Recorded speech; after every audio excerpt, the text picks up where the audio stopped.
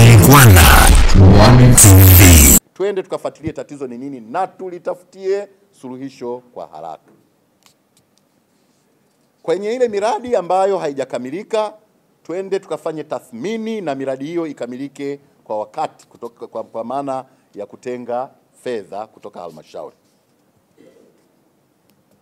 Na vile vile ili kuweza kuzijibu hizi hoja, na najua mbinu umeshaizungumza mkurugenzi katika taarifa yako kwamba ajenda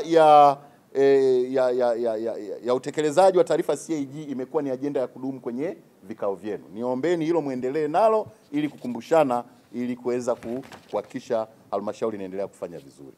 Pia ilionekana taarifa zile ambazo zinafika zinakuwa zina makosa, zingine hazifiki kwa wakati.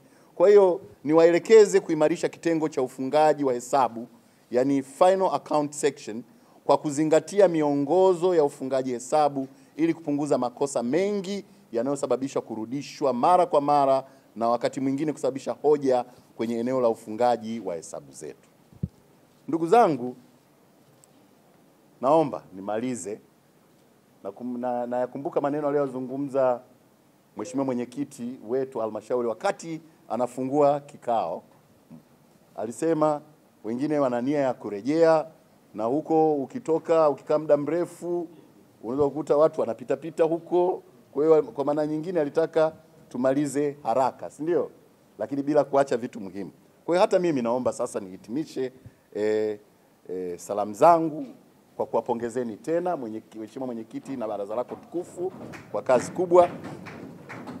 Na katika hili tumekuwa wote kwa muda mrefu. Mimi niko nimekuwa familia ya Wanamtwara, pamoja kwamba nilianzia Tandahimba, lakini sasa hizi niko mkoani kwa muda wa miaka isiyopungua 4 na miezi kadhaa.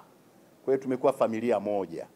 Kwa hiyo tumekaa pamoja, na sasa hivi kwa nafasi yangu mmekuwa msaada mkubwa sana waheshimiwa madiwani katika kuhakikisha mkoa wetu unasonga mbele.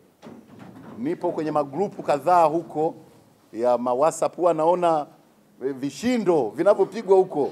Huwa navisikia vishindo, lakini vishindo vile vinakuwa vingine vizuri kweli kwa ajili ya kupeana changamoto za namna ya kuleta maendeleo kwenye maeneo yetu. Kuna wengine walikuwa wanajitambulisha hapa, nikasema kumbe ndio huyu. Okay. Huwa naona vishindo huko. Hongereni, lakini vishindo vizuri, hamtukanani, badala yake mnaongelea maendeleo ya mkoa wetu. Kwa hiyo niwapongeze sana baraza lako hili tukufu, Mheshimiwa mwenyekiti, kwa namna wanavyochangia maendeleo ya wananchi wa halmashauri ya wilaya ya Masasi, lakini na mkoa wetu kwa ujumla wake.